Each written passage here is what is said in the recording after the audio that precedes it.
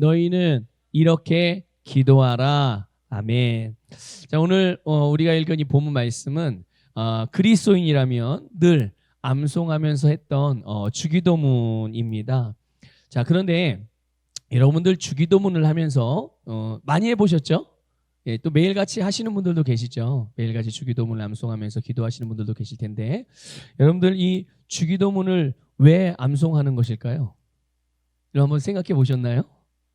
혹시 내가 이 주님의 기도를, 주님이 가르쳐주는 기도를 왜 예배 마칠 때마다 마침 기도로 하고, 또는 아니면 여러분들이 뭔가 그냥 생각날 때 그냥 꼭 해야 될 것 같은 마음으로 이렇게 주기도문을 암송하고 그렇게 많이 하셨을 텐데, 혹시 여러분들이 주기도문을 하셨던 이유를 혹시 알고 하셨나요?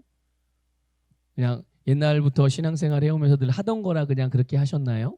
아니면 뭔가 특별한 정말 하나님을 향한 여러분들 어떤 그 소원하는 마음, 또 하나님께서 여러분들이 주신 어떤 말씀을 따라서 주기도문을 암송하며 하나님께 기도하셨나요? 아마 모든 그리스도인들, 많은 그리스도인들, 이제 우리를 포함해서 이 주기도문의 내용, 주님이 가르쳐 주신 기도의 내용을 암송하면서 했던 이유는 아마 예수님이 너희는 이렇게 기도하라, 아마 이렇게 말씀하셨기 때문에 아마 이 주기도문을 그렇게 암송을 하면서 기도하셨을 거예요. 그런데 예수님께서 이렇게 너희는 이렇게 기도하라 이렇게 말씀하셨을 때 그래서 가르쳐주신 이 기도가 과연 그 내용을 맹목적으로 그냥 암송만 하라는 그런 의미는 분명히 아니었을 것입니다. 그렇죠? 예. 맹목적으로 암송하라고 이렇게만 기도하라고 예수님이 주기도문을 가르쳐 주신 것이 아니란 말이죠. 중요한 거는 예수님이 이 기도의 내용을 통해서 우리에게 바른 기도를 가르쳐 주고 있다는 것을 알아야 되는 것이죠. 이 기도의 내용을 통해서 주님이 우리에게 기도하기를 원하시는 바, 어떻게 기도하는 것을 하나님께서 기뻐하시는지. 물론 모든 믿음의 기도는 하나님이 기뻐하시지만, 그런데 이 기도, 이렇게 특별히 어떻게 이렇게 기도하라는 내용 가운데 하나님께서 또 예수님께서 담아놓은 그런 의미가 분명히 있는 것이죠. 그런데 만약에 이 주님의 의도를 놓친 상태에서 마치 앵무새가 사람 말 따라하듯이, 앵무새가 사람 말 따라할 때 그 뜻과 의미를 알고 따라하나요? 아니죠.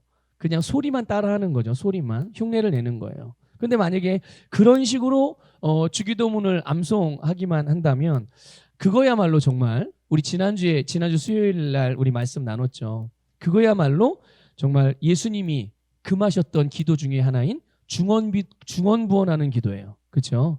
예. 아니, 주님이 가르쳐준 기도를 하는데 이게 중언부언이 될 수 있다는 얘기죠. 예. 그러면서 종교적인 의무를 행하는 것, 그 이상도 그 이하도 아니게 되는 거예요. 어떻게 할 때요? 그 의미를 모른 채 그냥 앵무새처럼 암송만 한다면, 그래 놓고서는 이제 나는 주님 가르쳐준 기도를 했으니까 주님이 뭔가 역사를 일으켜 주시겠지, 이렇게 이제 이게 정말 말 전형적인 아주 종교적인 신앙생활을 하는 사람들의 태도인 것입니다. 우리는 이 예수님이 가르쳐 주신 기도의 의미, 그 의도를 알고 그렇게 기도하면서 하나님께 영광을 돌리는 그런 그리스도인이 되어야 될 줄 믿습니다. 여러분, 9절에 보게 되면 하늘에 계신 우리 아버지여 이름이 거룩히 여김을 받으시오며 라고 그렇게 기도하라고 가르쳐 주셨어요. 하늘에 계신 우리 아버지. 자, 이거는 이제 이 말씀이 바로 하나님의 자녀들이 하나님께 기도할 때, 누가 기도할 때요? 네, 하나님의 자녀들이. 오늘 하나님의 자녀들이 누구죠? 네, 우리죠. 여러분이 기도할 때, 그리스도인들이 기도할 때 어떻게 시작되어야 되는지를 말씀해주고 있는 거예요. 어떻게 시작돼야 되나? 이것처럼 기도할 때마다 하늘에 계신 우리 아버지요 이렇게 기도하라는 말인가? 전능하신 하나님 아버지요 이렇게 기도하라는 말인가? 천지를 창조하시고 우리를 구원하시고 저 말세 지말까지 하나님께서 함께 하시고 우리를 위해 다시 오실 우리 주 하나님 아버지 이렇게 기도하라는 말인가? 네, 여러분, 우리가 누구에게 기도하죠? 네, 하나님께 기도하죠. 이걸 여러분 절대로 잊어버리면 안 돼요. 여러분, 분명히 우리는 하나님께 기도해요. 그렇기 때문에 우리 기도할 때는 누구만 의식하는 게 맞는 거예요? 네, 하나님만 의식하는 게 맞죠. 옆에 사람들을 의식할 거 없고, 목사님 의식할 거 없고, 내가 기도할 때는 누구만 의식한다? 하나님만 의식하고. 왜냐하면 하나님께 기도하는 거니까. 자, 그런데 우리 이렇게 하나님께 기도한다는 건요, 우리가 기도하는 말을 하기 이전에 바로 하나님 앞으로 나아가는 게 먼저가 돼야 되는 거예요. 하나님의 임재 안으로 들어가는 것이 먼저가 되는 줄 믿으시길 바랍니다. 그렇기 때문에 여러분, 우리가 이게 뭐 그냥 동시에 이루어지는 것 같지만 우리가 하나님께 기도할 때 먼저 그분 앞에 나아가는 것이 먼저가 된다는 것을 분명히 아셔야 돼요. 자, 누구에게 기도한다고요? 네, 하나님께 기도하는 거예요. 그럼 누구 앞에 나아가서 기도해야 되는 거예요?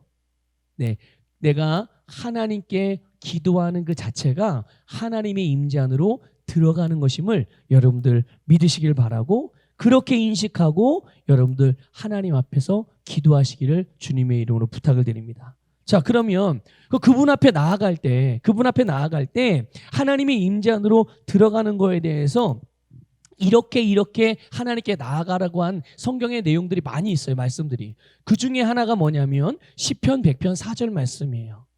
이렇게 우리가 하나님 앞에 나아가는, 하나님이 임재 안으로 들어갈 때 우리가 어떻게 나아가야 되는가 한번 보겠습니다. 같이 읽어보겠습니다. 시작.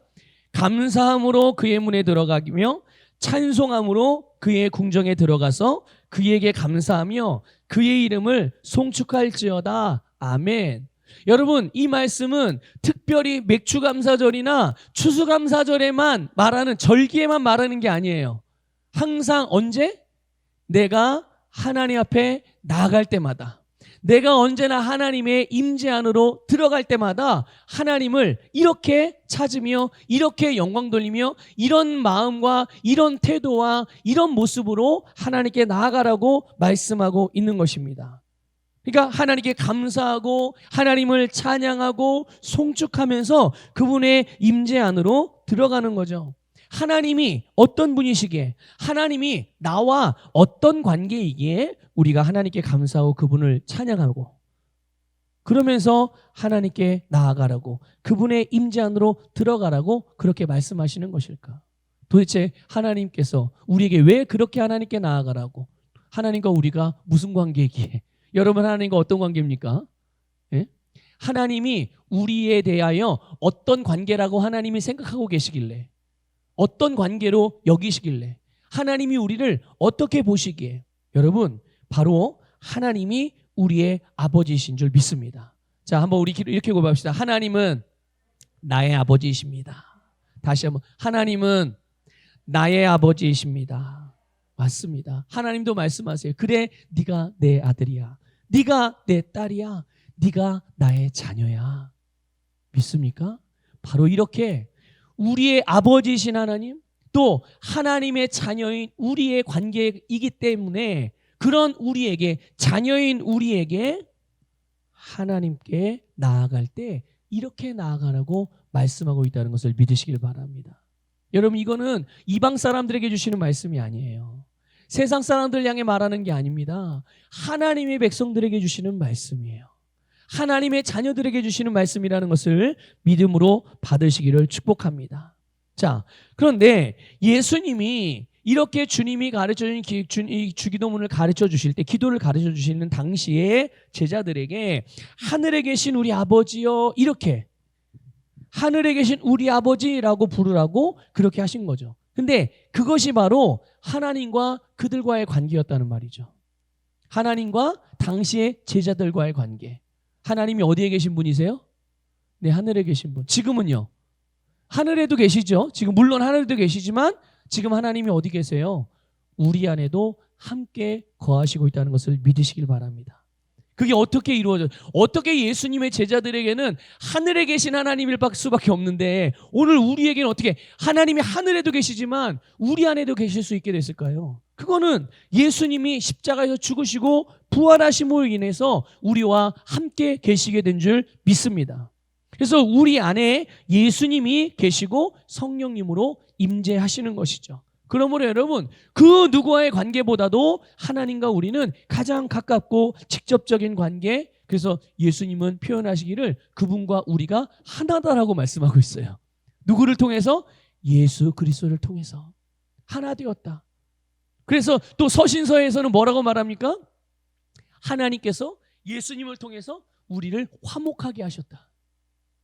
화목하게 하셨다는 말씀은 원네스예요. 하나 되게 하셨다는 말씀. 단순히 그냥 평안한 관계, 그냥 너와 나가 이렇게 왕래할 수 있는 관계, 그게 그런 관계를 말하는 게 아니라 완전히 하나다라는 것을 말씀해 주고 있다는 것을 믿으시기를 주님의 이름으로 축복합니다. 여러분, 다시 한번 이 시간에 여러분의 심령을 활짝 열고 내 안에 계신 주님과 내가 하나다라는 것, 하나님이 내 안에 거하고 계시다는 것을 여러분 믿으시기를 축복합니다. 그러면 이렇게 우리의 아버지신 하나님은 어떤 아버지냐? 내가 조금만 잘못해도 회초리를 들고 그러지 마! 따끔하게 혼내는 하나님이신지, 아니면 말 안 들으면 진짜 죽음 가까이, 완전 죽음의 문턱 가까이 나를 몰아넣었다가 죽기 직전에 꺼내줄 그런 하나님인가?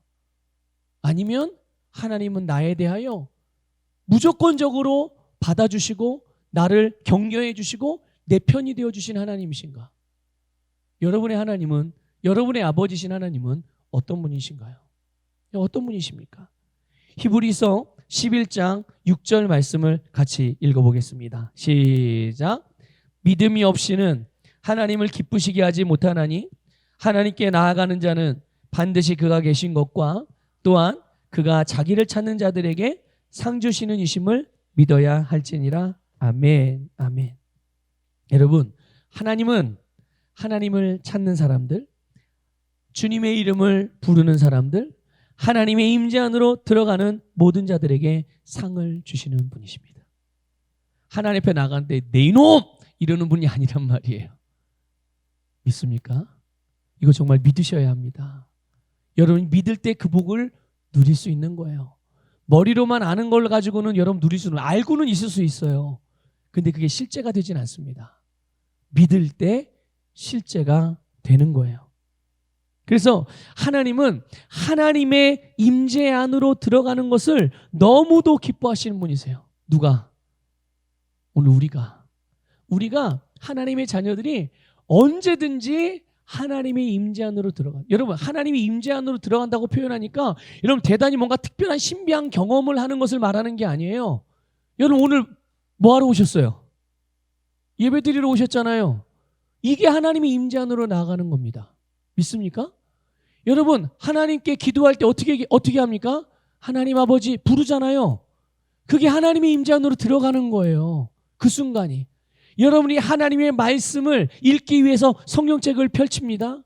그게 뭐 하는 거예요? 하나님의 임재 안으로 들어가는 거예요. 여러분이 하나님의 말씀을 듣기 위해서 유튜브 동영상을 찾아서 여러분 안산소보교회를 치고 들어가서 말씀을 들어요. 그게 뭐 하는 거예요? 하나님의 임재 안으로 들어가는 거예요. 그것을 하나님이 어떻게 여기신다고요? 기뻐하신다고요. 아니, 목사님이 그렇게 하는 거는 하나님이 기뻐하시지만 저는 부족하고 연약해서 제가 그렇게 하나님께 늘 언제나 실수할 때는 실수한 상태로 하나님께 나아가면은 하나님이 저를 기쁘게 여기실까요? 여러분, 그럼에도 불구하고 기쁘게 여기세요. 이거를 꼭 여러분 믿으시기를 주님의 이름으로 축복합니다. 그래서 여러분 누구든지 이런 하나님의 사랑과 하나님의 선하심과 하나님의 인자하심을 의지하여서 믿음으로 나아갈 때 하나님은 그 누구를 차별하지 않으시고 모두 기뻐하시는 분이세요. 바로 우리가 하나님의 임재 안으로 이렇게 들어가는 것입니다. 이것을 하나님의 임재 안으로 들어간다고 말하는 거예요. 그러면 그럴 때 어쩔 때 어떤 경우에는 정말 우리가 감각적으로 느낄 수 있도록, 영적인 감각적으로 느낄 수 있도록 하나님이 그렇게 역사하시는 경우도 있고, 또 어떤 경우는 우리의 심령에 계시의 영으로 말미암아 하나님이 어떤 분인지 알게 되어지는 그런 역사가 일어날 수도 있고, 어떤 경우는 우리의 심령 안에 정말 내가 고민했던 그런 부분들에 대한 빛의 역사로 말미암아 이제 더 이상 그 고민이 아니라 어떻게 하면 되겠다라는 그런 계시가 일어나기도 하고, 질병이 치유되고 통증이 가라앉고 제거되는, 이런 놀라운 일들이 그분의 임재 안에서 일어나게 되는 아름다운 하나님의 생명의 역사임을 믿으시기를 바랍니다. 그런데 여러분, 대부분의 그리스도인들은 하나님의 임재 안으로 들어갈 때, 하나님 앞에 나아갈 때 자신의 부족함을 생각하게 되는 경우가 많아요. 하나님 앞에 나아간다? 그럴 때 우리 모습을 보는 거죠. 교회 오기까지, 하나님 앞에 기도하기까지, 오늘 있었던 하루의 일들, 아니 예전에 하나님 앞에 며칠 전에 했던 여러 가지 일들. 그래서 하나님께 바로 나아가는 것에 걸림이 되는 것들을 생각하게 되는 경우들이 있어요. 하나님의 말씀대로 행하지 못했던 것들, 또 뭐 잘 안 되는 것들, 그리고 열심히 내지 않았던 부분들, 진심으로 하나님을 뭐 사랑하지 못한 것들, 또 사명을 제대로 감당하지 못한 것, 이런 여러 가지. 여러분 보세요. 이런 식으로 만일 하나님께 나아가게 된다면 하나님께 과연 우리가 기뻐하면서 찬양하고 하나님께 정말 감사함으로 나아갈 수가 있을까요? 어때요, 여러분? 내가 부족하고 연약하고 잘못하고 온전하게 하지 못하던 그런 것들로 마음과 생각이 가득해서 하나님 앞에 나아갈 때 자꾸 뭔가 마음에 걸림이 있는 거죠. 아이고, 오늘도 또 지난 한 주간에도 또 지난 며칠 새도 또 나는 하나님의 말씀대로 살지 못했네. 이런 마음으로 가득하다면 과연 그런 마음으로 하나님께 나아갈 때 하나님께 기뻐할 수 있겠냐고요. 그런 하나님께 여러분 감사할 수 있겠습니까? 여러분, 그럴 수 없어요. 이런 나를 하나님이 기뻐하신다는 이 말씀이 실감이 되거나 그렇게 믿을 수 없다는 말이에요. 우리는 이거를요 분명하게 알아야 됩니다. 이거 여러분 분명하게 아셔야 돼요. 나의 시선이 하나님께 나아갈 때 나의 시선이 나에게 맞춰져 있으면 절대로 하나님이 하나님을 섬기라고 말씀하신 방법으로 하나님을 온전하게 섬길 수가 없겠구나. 이걸 여러분들 분명히 아시기를 바라요. 여러분, 그 누구도 어떤 사람도 하나님 옆에 나아갈 때 우리의 자신의 모습에 초점을 맞추면 그 누구도 하나님께 감사함으로 나아갈 수 없어요. 하나님의 말씀대로 섬길 수 없다는 말이에요. 여러분, 하나님께 나아갈 때요, 성경 어디에도 우리 자신에게 초점을 맞추라는 직접적으로 하신 말씀이든 아니면 간접적으로 뜻하는 말씀이든 그런 말씀이 있을까요, 없을까요? 없어요. 하나님께 나아갈 때는 다 모든 초점이 누구에게 맞춰질까요? 네, 하나님을 바라보며 나아가는 것입니다. 꼭 우리 자신이 절망적이고 부끄럽고 비참하게 느껴지는 그 느낌을 가질 때도 있지요. 그렇게 생각할 때도 있을 거예요. 그런 우리까지도 하나님이 사랑하신다는 것을, 그런 하나님의 사랑을 바라보고 의지하여 하나님께 나아갈 때 우리는 하나님께 감사할 수 있는 것이고 기쁨으로 찬양할 수가 있고 경배할 수가 있는 줄 믿습니다. 여러분, 우리의 부족함, 우리의 연약함, 우리의 합당하지 않은 모든 것, 하나님 앞에 서기에 합당하지 않은 그런 모든 모습들, 여러분 그것을 하나님께서 처리하셨어요. 여러분 어떻게 처리하신지 아시죠? 그 모든 것을 예수님에게 넘기셨어요. 예수님을 죽음에 넘기실 만큼 하나님이 우리를 사랑하시고 그런 우리에 대하여 언제나 선하신 하나님이세요. 여러분의 아버지십니다. 그분이 세상 아버지 같지 않고, 세상 아버지도 우리에게 정말 좋으신 분이지만 그보다 더 좋으신 분이, 그보다 더 좋으신 분은 없어요. 하나님은 언제나 우리에게 선하신 아버지신 것이죠. 그래서 우리가 하나님께 나아갈 때, 그 하나님의 임재 안으로 들어갈 때 바로 이렇게 선하신 하나님께 초점을 맞출 때 우리는 그 하나님 앞에 진정으로 감사하고 찬양함으로 나아갈 수 있게 되는 거예요. 여러분, 오늘 저와 여러분 그리고 우리 모든 그리스도인들은 하나님의 사랑받는 자녀인 줄 믿습니다. 그렇다면 여러분이 사랑받는 것이 분명히 맞습니까? 하나님의 사랑으로 정말 무장되어 있습니까? 네, 그 사랑이 막 철철 넘치고 있죠. 네, 그렇다면 이제 사랑받는 자로 행동하고 사세요. 여러분, 사랑받는 자로 행동하고 살아가시길 바랍니다. 그래서 특별히 우리가 하나님 앞에 나아갈 때, 하나님을 섬길 때 그분이 지금 내 앞에 계세요. 그분이 내 코앞에 계시고 그분이 내 안에 계세요. 그런데 멀찍이 있는 것처럼 바라보고만 있지 마시고 하나님의 사랑이 철철 넘치게 하나님의 사랑을 풍성하게 받고 있잖아요. 그럼 그 하나님이 어디 계시겠어요? 저 멀리 하늘에 계신 우리 아버지인가요? 그런가요? 아니요. 하나님 바로 내 코앞에 계시다니까요. 하나님이 내 안에 계시단 말이죠. 멀리 계신 분이라고 얘기하면서 멀리 계신 분께 말하지 말고 그분의 임재함 안으로 들어가는 일, 그분 앞으로 다가가는 일에 멈칫거리지 마시고요. 정말 뻔뻔하리만큼 그냥 달려가시길 바라요. 내가 어떤 실수와 잘못을 했더라도 그래도 하나님 내 아빠잖아요. 이러고 덥석 달려가는 그런 정말 순전한 믿음을 가지고 하나님 앞에 나아가는 우리 모두가 되기를 축복합니다. 그래서 감사함으로 그의 문에 들어가서 감사함으로 찬양하는 거죠. 여러분 그 9절에 보면 하늘에 계신 우리 아버지여 이렇게 한 다음에 그 다음에 이름이 거룩히 여김을 받으시오며 라고 말하고 있어요. 이렇게 기도하라는 거죠. 이름이 거룩히 여김을 받으시오며. 이 말은 하나님의 이름이 모든 사람들로부터 찬양받으소서 이런 뜻이에요. 하나님의 이름이 여호와 하나님의 이름이 모든 사람들로부터 하나님이 지으신 모든 하나님의 형상을 따라 지음받은 모든 사람들로 하여금 찬양을 받으시옵소서. 거룩히 여김을 받으시옵소서. 이런 의미인데 그런 분들 보세요. 그런데 하나님께 나아가는 나부터 하나님께 감사함으로 나가 찬양할 수 있어야 이런 기도를 하나님께 우리가 담대하게 할 수 있지 않겠어요? 그리고 세상을 향해 하나님을 찬양하라고 선포할 수 있지 않겠습니까? 나도 하나님께 나가면서 그렇게 하지 못하는데 어떻게 세상을 향하여 그렇게 하라고 선포할 수 있겠으며 그 선포가 믿음의 선포가 될 수가 있겠냐고요. 내가 하나님을 그렇게 찬양하지 못하고 내가 하나님을 그렇게 부르지 못하는데 여러분 세상 사람들이요 하나님을 알게 돼야 되잖아요. 알아야 되잖아요. 그렇죠? 그러면 세상 사람들은 만약에 세상 사람들이 하나님을 알게 된다면 어떤 방법을 통해서 알게 될까요? 세상 사람들이 세상 사람들이 하나님을 알게 될 때 어떤 방법을 통해서 알게 된가? 하나님이 어떤 분인지 또 하나님이 무슨 일을 하시는지 이런 거 이제 알아야 되는 거잖아요. 그래야 그들이 하나님께로 돌아올 수 있는 거잖아요. 그래야 그들이 구원받을 수 있는 거잖아요. 어떻게 하면 구원받는 건지 세상 사람들이 그것을 알 수 있는 방법은 바로 하나님의 자녀들 그리스도인들을 통해서 알게 되는 거예요. 하나님의 백성들이며 그리스도인들을 통해서 바로 여러분을 통해서 알게 됩니다. 믿습니까?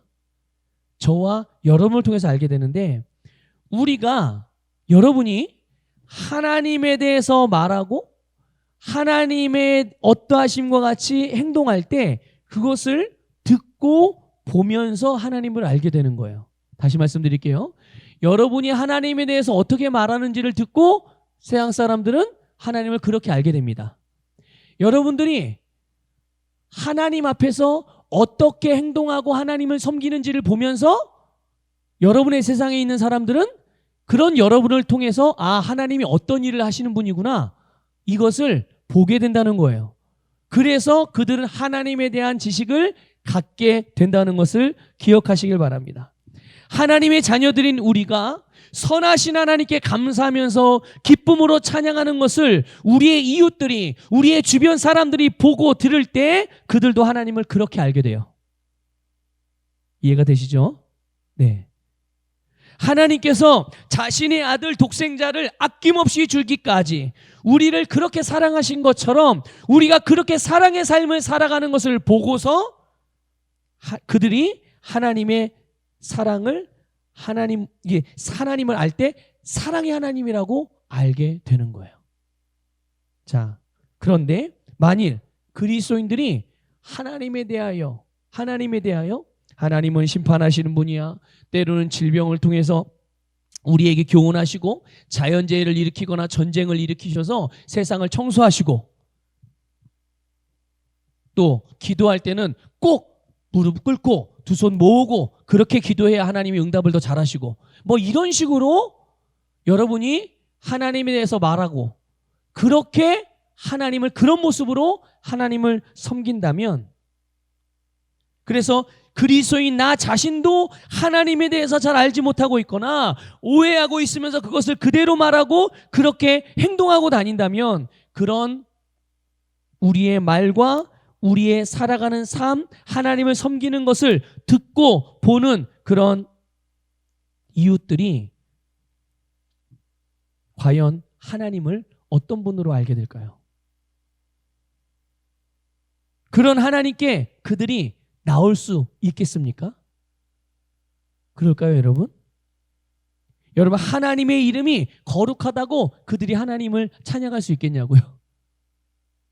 하나님은 영광스러운 하나님이야. 하나님이 나에게 질병을 주신대, 교훈하기 위해서. 여러분, 하나님 찬양할 수 있어요? 그런 말을 들으면? 하나님이 그런 분이신가요? 나를 교훈하기 위한 목적으로 질병을 직접 주시나요, 하나님이요? 아니요. 거꾸로예요, 여러분. 이거 바로 하셔야 됩니다. 여러분, 질병은 사탄으로부터 오는 거예요. 마귀로부터 오는 것입니다. 그런데 혹 우리가 마귀로부터 질병을 통해서 공격을 받는다 할지라도 하나님은 선하신 분이기 때문에 그것을 통해서, 그런 상황을 통해서 우리에게 교훈을 하신다든지 더 좋은 합력하여 선을 이루는 그런 아름다운 삶을 만들어주시는 것이지, 변화시켜 주시는 것이지, 하나님이 우리에게 교훈할 목적 자체를 가지고서 질병을 사용해서 우리에게 질병을 줘가지고 죽기 직전까지 고생하고 고통받게 하다가 그렇게 우리를 돌아오게 만드시는 분이 아니다. 이걸 여러분 분명히 믿으시길 바랍니다. 그런데 밖에 돌아다니면서 주변 사람들에게 말할 때는 만약에 하나님에 대하여 오해하고 있는 부분을 마치 그런 하나님이라고 말하고 다닌다면 여러분 어떻게 가요? 여러분이 하나님을 섬길 때, 하나님을 예배할 때, 여러분 하나님께 나아갈 때마다 그렇게 하나님을 두려워하는 무서운 하나님으로, 하나님이 우리를 위협하는 그런 하나님으로, 나를 용서하시는 것을 아주 더디 있다가 용서하시는 분으로, 그런 식으로 하나님을 섬긴다면, 그런 우리를 바라보는 우리의 세상의 사람들이 과연 나를 보고 하나님은 거룩하신 분이야, 하나님은 영광을 받으시기 합당하신 분이야 라고 그렇게 찬양하며 나아갈 수 있겠냐고요? 그럴 수 없죠. 그럴 수 없습니다, 여러분. 여러분, 이게 어떻게 해서 이렇게 된 걸까요? 왜 많은 그리스도인들이 하나님에 대해서 이렇게 오해하기도 하고 또 그렇게 세상 사람들에게 비춰져서 우리를 통하여, 교회를 통하여, 그리스도인들을 통하여서 세상이 하나님의 영광을 보고 하나님의 이름을 거룩하다 찬양하는 것이 아니라 오히려 손가락질하고 비난하고 우리만 욕하는 것이 아니라 하나님의 이름까지도 욕하게 만드는 이런 일들이 왜 벌어지냐고요? 그게 여러분 바로 종교적인 신앙생활, 율법적인 신앙생활, 윤리도덕적인 인본주의 종교생활이 바로 하나님에 대하여 이렇게 오해하게 만든 것입니다.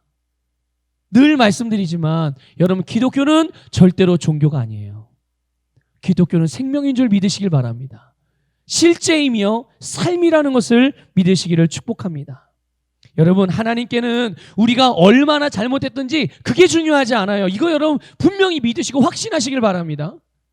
하나님은 우리가 얼마나 하나님께 잘못했는지 그게 중요하지 않다고요.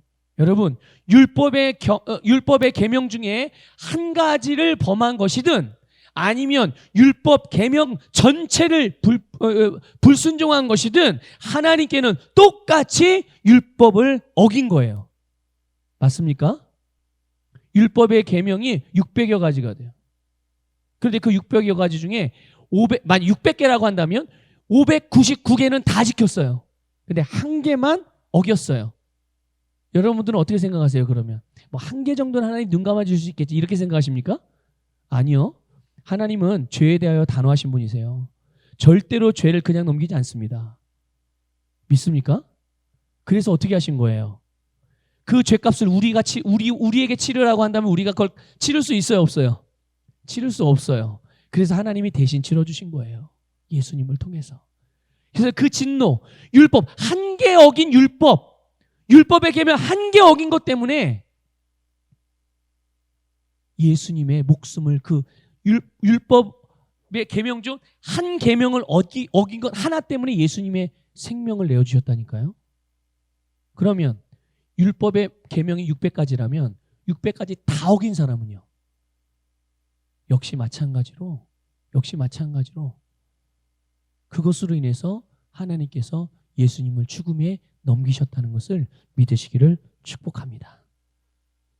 결국 율법의 한 가지 계명을 어겼든 율법 전체의 계명을 어겼든 똑같이 그 결과는 사망입니다. 믿습니까? 똑같이 결과는 사망인 거예요. 작은 죄, 큰 죄라는 식의 개념, 이런 인식은 사람들이 만들어 놓은 종교적인 기준인 거예요. 윤리 도덕적인 기준인 것이죠. 하나님께는 죄는 그냥 죄인 거지 작은 죄, 큰 죄가 없다니까요. 이거 아셔야 돼요. 하나님께는 죄는 그냥 말 그대로 죄예요. 작은 죄, 큰 죄 나뉘어지지 않습니다. 그렇지만 하나님은 2000년 전에 이 죄에 대한 하나님의 모든 진노를, 그로 인한 심판을 우리를 대신하여 십자가에 달리신 하나님의 아들이신 예수님께 다 쏟으셨어요. 이제 더 이상 하나님은 우리의 죄에 대하여 묻지 않으십니다. 우리의 죄를 제거해 주셨거든요. 그래서 주님은 언제나 우리에게 항상 화나는 있는 상태로 계신 것이 아니에요. 심지어 내가 잘못했다 할지라도 내가 잘못을 깨닫고 말씀 안에서 주님께서 나에게 말씀하신 바와 다른 삶을 살았다면 그것을 깨닫고 주님께 돌아오는, 아버지께 돌아와서 잘못했습니다 한마디 하면, 믿음으로 회개하면 하나님은 우리를 언제나 용서해 주시고 우리로 하나님이 주신 축복의 삶을 살아가며 승리하는 삶을 살아가게 해주신다는 것을 믿으시기를 축복합니다. 바로 이것을 예수님이 다 이루신 거예요. 그러므로 여러분, 이제 예수님을 믿고 거듭난 모든 그리스도인들은 예수님께서 다 이루신 이 사건을 근거로 하여 아무 두려움 없이 하나님의 임재 안에 들어가서 하나님 앞에 설 수 있는 겁니다. 믿습니까? 여러분, 오늘도 하나님의 임재 앞에 우리는 서 있는 거예요. 목사님, 저 앉아 있는데요. 네, 앉아 있는 거죠. 영적으로는 서 있다는 말이에요. 네. 여러분, 오늘도 우리는 주님의 임재 안에 지금 머물러 있다는 것을 믿으시길 바랍니다. 그래서 오늘 우리의 심령이 정말 감사함으로 하나님 임재 안으로 들어가길 바라요. 감사함으로 서시기를 축복합니다. 하나님은 거룩하시고 선하시고 사랑이 풍성하시고 언제나 우리를 받아주시는 분이라는 것에 감사하시길 바랍니다. 하나님의 자녀들이 이렇게 하나님께 거리낌 없이 담대하게 믿음으로 나아갈 때 하나님은 우리에게 상 주시는 분이세요.